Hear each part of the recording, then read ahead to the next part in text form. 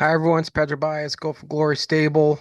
Today is October 12th, 2025, and just I am the founder, managing partner of Go for Glory Stable, working alongside Charlie Longo, general manager of the group.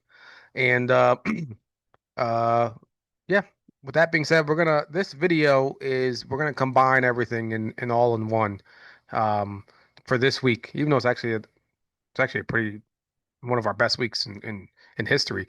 But Gonna combine it all. Um, just because me personally, the whole family has been sick this week. That's why I've been pretty quiet for some of you guys who I talk to often. But at least for me, I'm getting over it. But it seems like I brought the plague to the house, and now everybody else is going down. But yeah, so that's why it's gonna be quick, and so I can kind of get back to all the craziness over here. But yeah, let's get to the updates for the whole week. We're just going to go one by one. Please like and subscribe these videos as usual, as it helps the channel. And we're gonna just jump kind of right through the horses and kind of go from there. Adios, my Lindy. Well, before we do that, I guess the big thing is this week. Let's see. Let's look in the calendar. Um, so this week. No, there's no Massachusetts stakes racing this week, so it's kind of light on that front. Those horses getting a little break, and then next week that picks up again. To the draw will be later this week for that. Um, the 25th. So not a week, not the next weekend, but the weekend after this. We're looking to do another Big Z event. So Charlie, you'll probably see an email from Charlie about that at some point once he gets that. Kind of all together working with Rob and Patty Harmon and everything, get all that taken, settled. And then so that's the 25th. So we've been waiting to find a time to do that. And then believe it or not, we got the Harrisburg sale in the first week in November, and we're not gonna go heavy in that sale, even though we just got through Lexington week 2 weeks ago, or about a week and a half ago. We're not gonna go too crazy in Harrisburg, not like Lexington where we got four horses. I'm thinking it's probably gonna be more like one or two, and it's probably gonna be like targeted. Um, like I think Rob Harmon, he's got a bunch of yearling owners, and they're looking for New York trotters. So we might do that, jumping on a few of those, or one or two, or we'll see kind of how it goes. But that's kind of where we're leaning, and then we'll see what Paul's thinking if he's looking for another Massachusetts bred. Uh, or if he's looking for he mentioned like a Captain Corey for Pennsylvania, but we'll see if um we'll see if that's what he's thinking about. But that's Harrisburg. I'm not really too I'm I'm yearlinged out right now to be honest, so I kind of need a mental breather from that after what we just went through in buying six yearlings in 2 weeks. But we got to. You have to do it. You have to do the yearlings. You have to because they're like it's like the NFL draft, there's all these sports, they have their own drafts, but I like to talk about the NFL because to me it's more like the NFL because you draft a horse, buy a yearling, you I consider it like the draft. You draft a prospect in the NFL, and then that player is pretty much playing for you the next season, as a rookie. Same thing with the horses. You draft a horse as a yearling, and that horse is, hopefully makes it to your team and makes it to the races, the following year, that same year. So, um, you got to do that. You got to build your team, your stable through the draft. That's how you get the best quality horses and you get stakes racing, big money. So, um, so that's key. Racehorses, we're still looking for them. We're still looking for a Meadowlands racehorse to replace Bluebird Time. Uh, Trying to keep the costs somewhere between 22, you know, limit is 22,000. We don't want to make it too, we just want a fun quality Meadowlands racehorse that can race all week, not all week, all winter. And so that is still being worked on. The claimers, you saw the Yonkers claimers, we're still heavily involved there. Looking for we had a claimant on the horse, Distant Lover. She demolished the field. But obviously we didn't win the claim. So we had a claim in though. Charlie was there, he put a claim in. Um, that's how it is. These good horses, it's hard to get. So we're gonna keep being active at Yonkers, trying to just excellent quality horses there to claim. So you wanna be in it, and I think at some point still gonna look for a like a non-winners two, non-winners two to four, non-winners two through four, so non-winners two, three, or four type of trotter, like a 3-year-old trotter. So it got a lot going on from a racehorse perspective. Like I said, the yearlings I think are going to slow down a little bit. I'm thinking one or two max at Harrisburg, and which is an excellent sale. And yeah, so that's the what's going on from a yearlings perspective, from a racehorse perspective, and billing. We're starting to get the bills in, so we'll get those, hopefully get those out in the next week or so. Um, just turn those around. Like I said, I was um, out of commission for a few days, and it was more by nature, but which I don't know what that was that hit me, but it's a story for another day.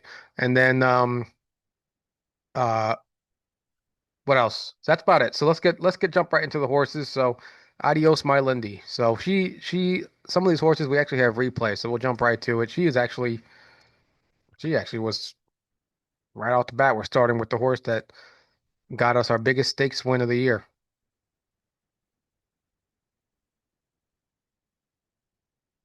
So she's a 5 horse here, and that four, that Fairy Tale Money, is a really good horse. That four, um, that's the one that beat Geologic that time, where he was in the lead and she came flying. So that four, that's an excellent horse. She was 1 to 5. So there's Adios Marlindi. This is a pretty weak field overall. So there's Adios in the back. You see, she got that little. They actually went flying on the inside, and it was by design to come off the pace. He wasn't Bruce Ranger wasn't supposed to be that far off the pace, like completely off the gate like he was, but that's just what he did. She's a horse that if you try to put her on the gate, she'll fly off the gate, and then you can't pull her back. And if you try to pull her back, she'll break. That's just how she is right now as a 2-year-old. Hopefully these horses grow out of it, and they usually do once they get older. But there she is. She's in the back right there. That right there, that little four breaking, that was amazing. Not amazing for them, obviously, amazing for us. Because obviously that horse is 1 to 5, and to me that horse would have easily demolished this field. So that was like a miracle from the heavens. I mean, that was unbelievable to happen. So then here, I'm not familiar with that one. So I saw the lines. I wasn't really too impressed. So I was kind of like, why is it 7-2? Maybe the Dexter Dunn effect because it went from I think Brett Beckwith to Dexter Dunn. I don't think. I mean, he is the number one driver, but that to me that was a pretty low number for that horse. So this is Adios, and she's in the back, and here she is. She's starting to make that move, and she's got that little she. How do I say this? Her gait. She has a nice gait. It's just that she's still a little kind of like crazy, not crazy, but a little headstrong. Headstrong is a good word. And so Bruce is really holding her together here. And she's really powering by these horses. That 3 completely just starts backing up. That 2 looks like he's making a move, but she really can't keep up with Adios. And Adios really just goes right by. I mean, Bruce isn't even, I mean, he's not even asking anymore. He was not even asking. She went right by. And right here, though, she actually starts slowing down. So he asked her again. And that's because she just she's green, so she doesn't even know. And that you'll see that a lot with these 2-year-olds is they don't know what's going on. This is all new to them, and she just completely she got to the front. She didn't see any horses anymore, and she just started like packing it in. Which is you'll see that if anyone who has 2-year-olds and the yearlings, you'll see that a lot, and you're like, what the heck just happened? And that's what it is. They don't really know what's going on, so they packed it in. So anyway, so let's move on to so Adios, my Lindy. So that purse that was a $45,000 race. So that earned us her owners $22,500 for the month of October. So she kicked off the month of October with $22,500 for her owners. And ladies and gentlemen, that's the beauty of stakes racing. That's why we do it. So congrats to Adios owners. That was you're all you're all set now for October. Now you're playing with house money, and she still has one more leg and the final to go.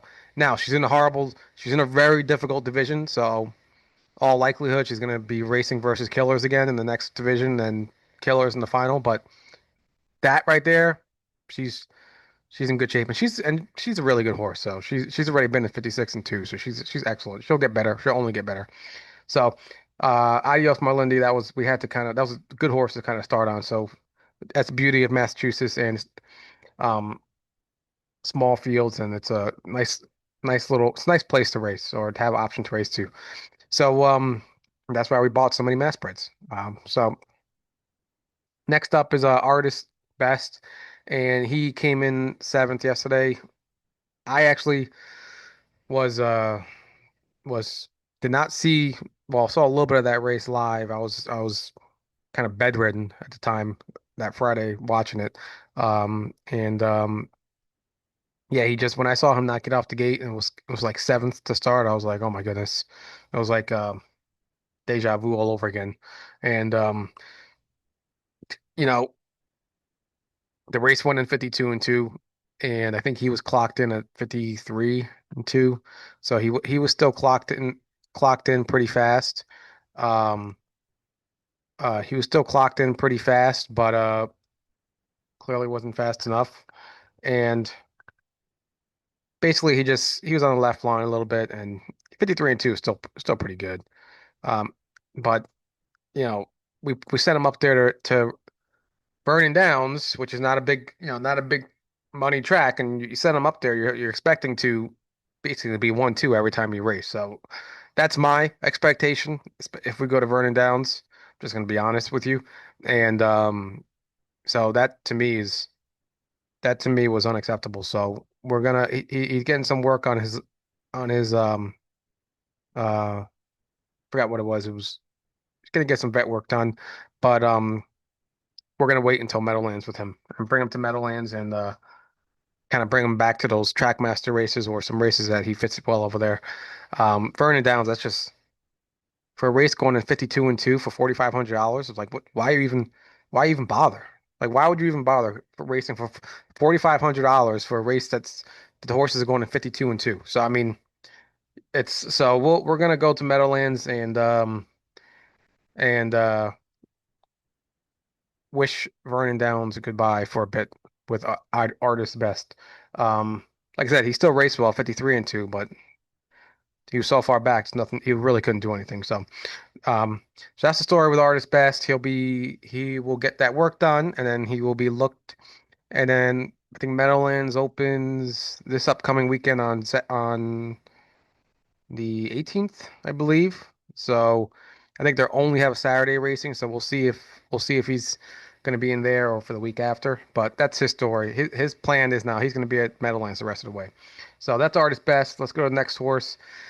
Um, Charming Princess. No new updates. We're just waiting for her to be waiting for the Harrisburg sale, mixed sales to be sold.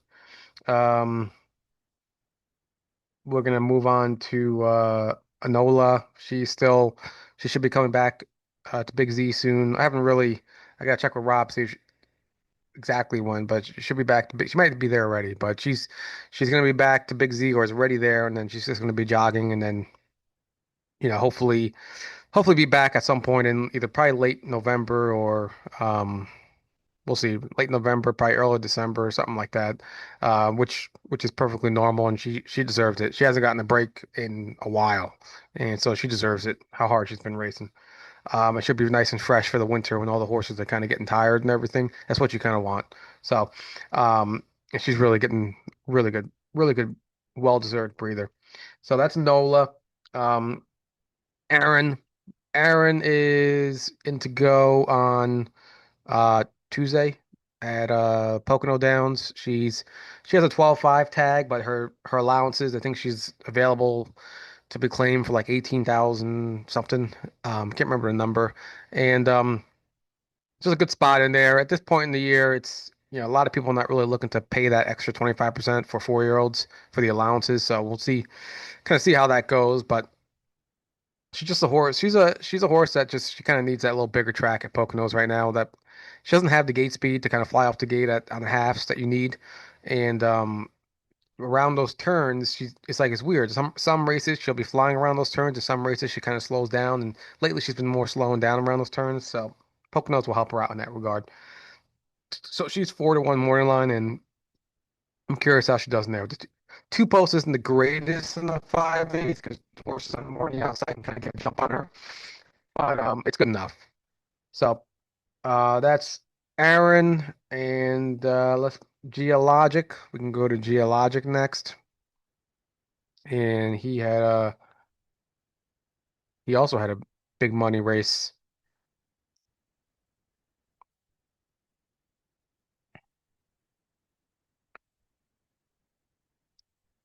So yeah, Geologic. He's the 4 horse, and the monster is Mother's Money, the 1 horse.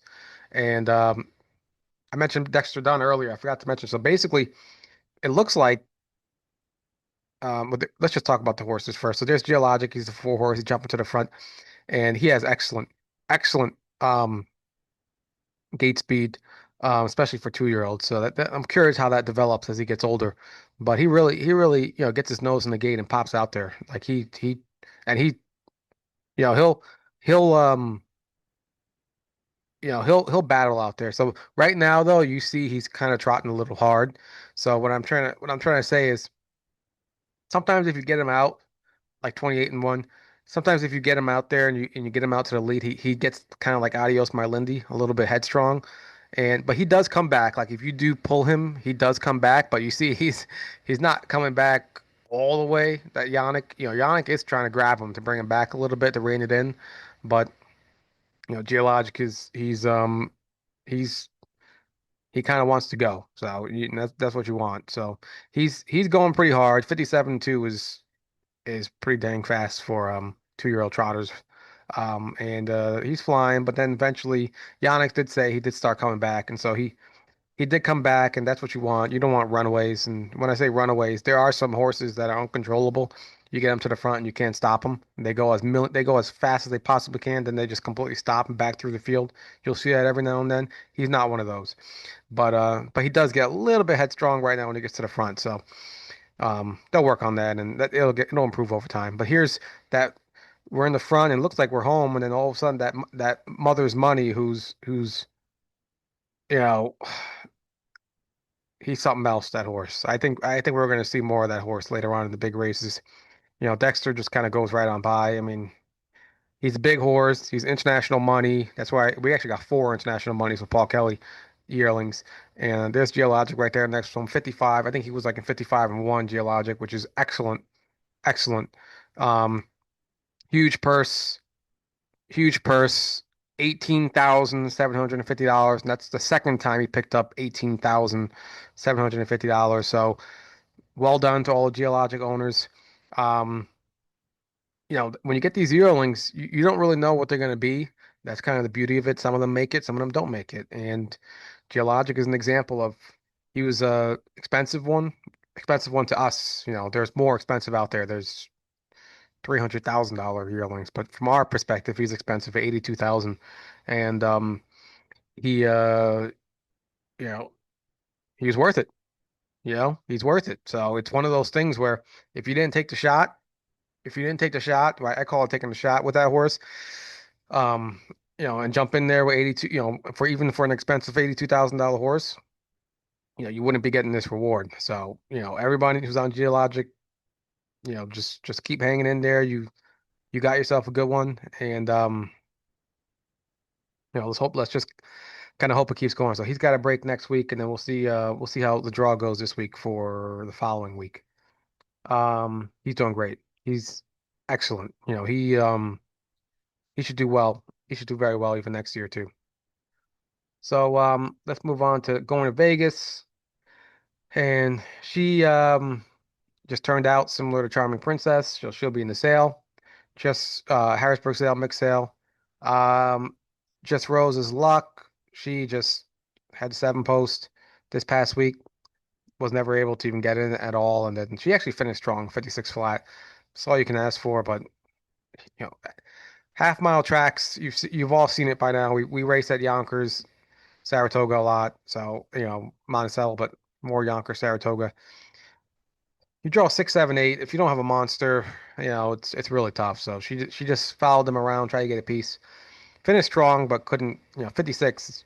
Can't really ask for more. So, um, and lo and behold, she drew a 7 post again. So we'll see how things go. Same thing. I'm expecting her just try to work. Jay Randall just try to work out a trip, try to get a piece, and we just gotta see how it goes. And that's the problem when you get half mile racing is good and bad. If you're drawing really well on the inside, and you got an advantage over every other horse. But if you go on a bad run like Rosa's is, and she's drawing 7, 7, 7, 7 constantly in these half miles, you start to rip your hair out. And but just hang in there. That's just how the game is. And yeah, it could be worse. Like if you're drawing tens and nines on the mile, although I think you probably have a better chance to win over there. But anyway, let's just hang in there. She's doing excellent. She's healthy. She's sound. She's doing great. We just need a little better luck. And she's getting a lot of money off her car too. So Lebanon Louis, he's remaining in Kentucky with the Vandervoorts, Shea Vandervoort, who's gonna do the kindergarten with him and break him, teach him how to wear harnesses and all that stuff, and start jogging him. They're based in Kentucky now. They used to be based in New Jersey. Now they're Kentucky. So it actually makes things easier. No shipping. And after they're done with that, they'll go to Florida with Paul. So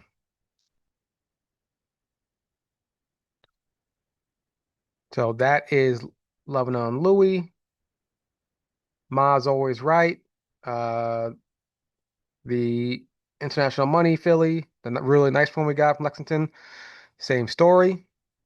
And she's also in Lexington, remaining there. And she'll be in Florida whenever it's time. I think in December she'll go down. All right, let's go to Mine Hunter.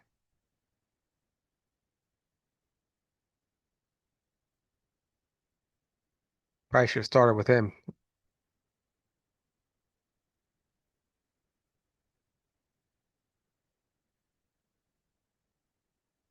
because his race was excellent.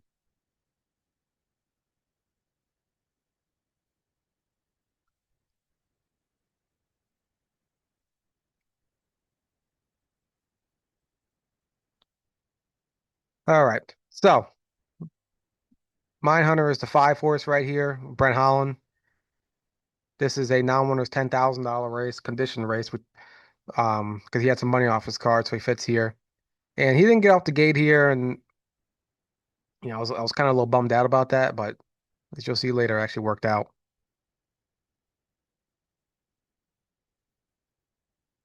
So there he is on the inside. It's kind of like a cavalry charge to get to the front, um, which helps us out in the end.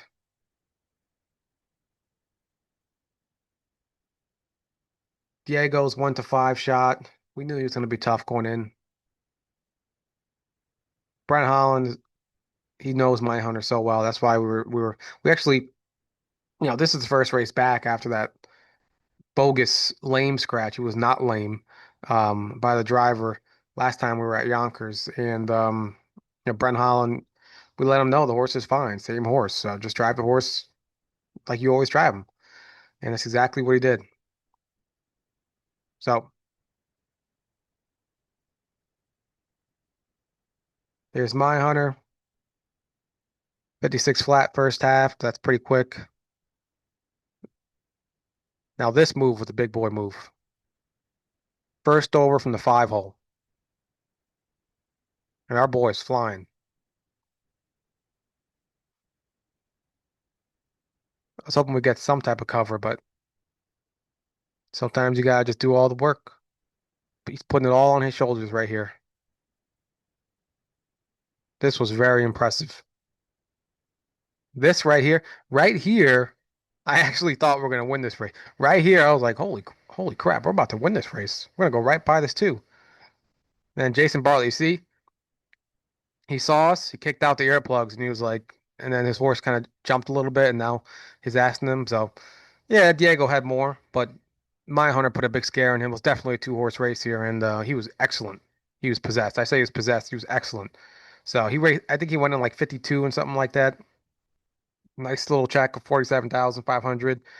And yeah, I mean sometimes it is what it is. You get these little setbacks like that ridiculous lame scratch, and then we just gotta do what we gotta do. Follow the process, get him qualified. Find a good spot, and then kind of take it from there. So he's in to go on Tuesday with Brent Holland again. Down where it's 15,000. Got Diego in there again, so it's gonna be tough. We got a couple of good horses, so we'll see how it goes. But the good thing is, um, he should start getting some more money off his card. So either way, we're gonna be in good shape with this horse. He's a nice horse. So good job for everyone who got on my hunter. Um, Money Man, we can talk about Money Man. Got another 9,000.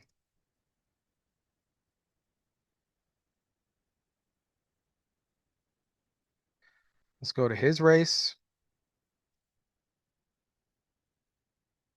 He was racing for 75,000, Massachusetts Breeder Stakes. He was the five horse. The favorites, or I believe Takeda Lindy was the six horse, and then Mighty Degenerate was the seven horse. Castell Lindy is a two horse, and he's actually a really nice horse. Um, he was actually one of the top three horses in Massachusetts last year in the Sire Stakes. That's why the 18 to 1 odds is kind of like, I don't know why he's 18 to 1. He's a lot better than that. But there's Moneyman sitting third, sitting behind the two Millers, Andy Miller and Tyler Miller. And those two horses in the front, I'm just gonna, they're better than Moneyman. Mighty Degenerate has really blossomed. I mean, he was like a $250,000 yearling or something like that. And Takedo Lindy, who's Adios My Lindy's older brother, full older brother, Walner older brother, um, he's unbelievable. He made almost $200,000 this year.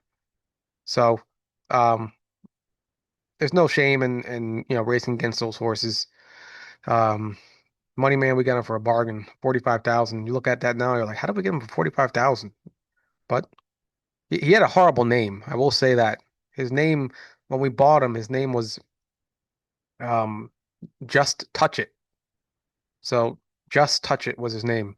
So here we go. We get a big break, and so we changed his name, obviously. Here we go, big break. Takedo Lindy broke. I actually thought we were gonna get second here, but then there we go, Castell Lindy. With Yannick, kind of flew right by us, and I was kind of like, oh man, you gotta be kidding me.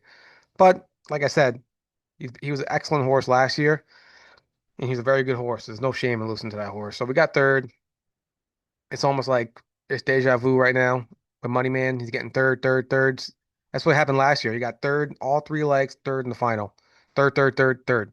And he made a lot of money coming third, but still, that's just kind of how it is. And this Massachusetts is tough. So don't, you know, it's not just because we're talking about it. We do a lot of Massachusetts racing and playing rich. It's not easy though. You still need really good horses. So yeah, good job for everyone who has Money Man. He's doing great, and he'll be in the box next week. On tap, Lindy, same as the other Lexington yearlings. He's in Lexington with Shay Vandervoort with kindergarten, and then in December he'll go down to Florida with Paul. Saddle up. Saddle up is trying to think, should we?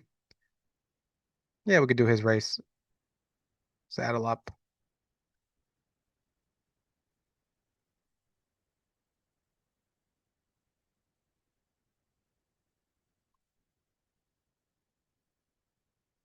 He's the five horse in this race, and the big thing to keep note is that all his horses blasting off the gate. That six is the one that got us. That six screwed us by getting to the front or getting near the front. If that six wasn't there, I think we would have been much, much closer. And that three, I thought you'll see at the end. I thought that three would have been better to kind of like tow us more into it, but you can't. There's only so much you can do. So sitting sixth on a half mile track like Yonkers to start is a recipe for pain and suffering. And but that's the cards we were dealt. Just how the race kind of started off here, and yeah, 5 hole. You still need a little bit of gate. You still need some excellent gate speed to outgun those inside horses. Like inside horses have a lot of gate speed. Slingshot, just enough stuff. Even Why Tomorrow Race, and a lot of these horses are 30 claimers. So like just enough stuff. Music Hall, Why Tomorrow Ray, even Saddle Up. These are, and some of the horses in the back, they're 30 claimers that are bumped up to the 40s. So and that's how it goes at Yonkers and even the other tracks. The classes aren't, it's not rigid. It's not like, oh, you're a 40, you're a 30. Now there's so many 30s sitting in the 40s that it's kind of like a 30-40 pretty much division. You know, um, there's Slingshot making his move. Slingshot's just a really good horse. And Saddle Up, he's right now this back half that they're doing is pretty strong. And that three I was hoping was a little bit better that we could have kind of stayed in the rail and came behind, but there's Saddle Up. He kind of jumps to a second gear right now, chasing behind that two, and it's just too far back. It's just too far back. But he doesn't give up. So there he is. He kind of jumps outside a little bit, and he's actually still coming. So he's still coming. He's still coming pretty hard. 52 mile overall. Um, and I think he was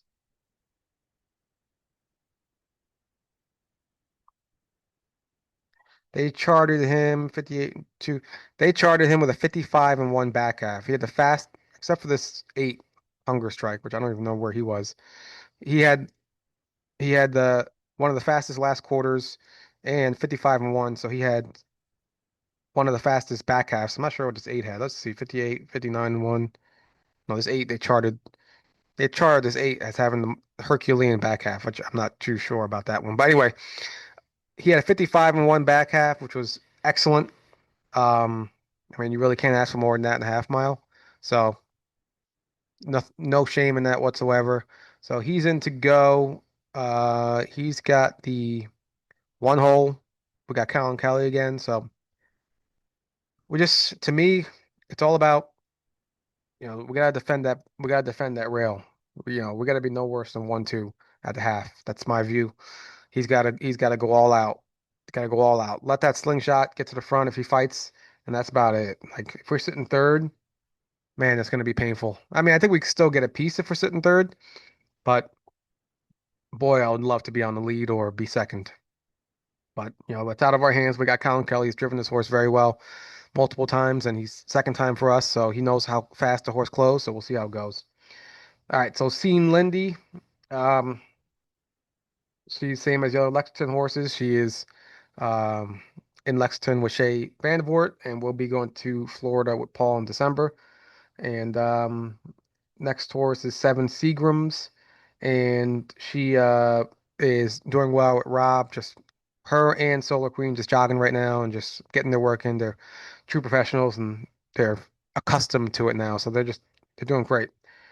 Ship's Revenge, she is she was in the box for Monday, and then there was just it's like they moved their race to Tuesday, and then there was like a lot of confusion with the race office, and so she wasn't able to get in for next week, so she'll be in for the week after. She fits really well at Monticello, and she also potentially fits well at like Saratoga too. So we'll see. A lot of good options with that horse. She's in good form right now, and we can good places to kind of jam her in and make some money. So she's doing fine. Skybox, he trained well, and Paul said he trained well, and he'll be in to go. He's at Friday. So I guess they moved the races to Friday, the trots. So maybe it's Thursday or Friday. We'll see. Plainridge kind of moves around when they do their trots. So he said he trained well. He'll be in to go on Friday at Plainridge. Solar Queen, like I said, with Chips, Seven Seagrams, he's training well, no issues. And then second chapter, he is he is um just turned out right now. So he's just getting stronger until next year. And Seven Seagrams, her thing and her corner store came in second, her older sister. So her older sister continues to kind of bolster her own resume as a broodmare. So that we just gotta keep an eye out for corner store because Anything corner store does, let's just take a look. Let's just take a look real quick. Anything corner store does will will boost seven Seagram's value. Um, so with that being said, let's just pull up seven Seagram's value real quick. Just me being curious. And yeah, look at that. She's at 120,000 already, corner store. So when we bought her, she was like 70,000. So that just goes to show. So now Seven Seagram's got three siblings who are over $100,000 winners. So she's on the right path. So all right, everyone. With that being said, have a good week. Good luck with your horses, and as usual, it's been a pleasure. So take care and have fun.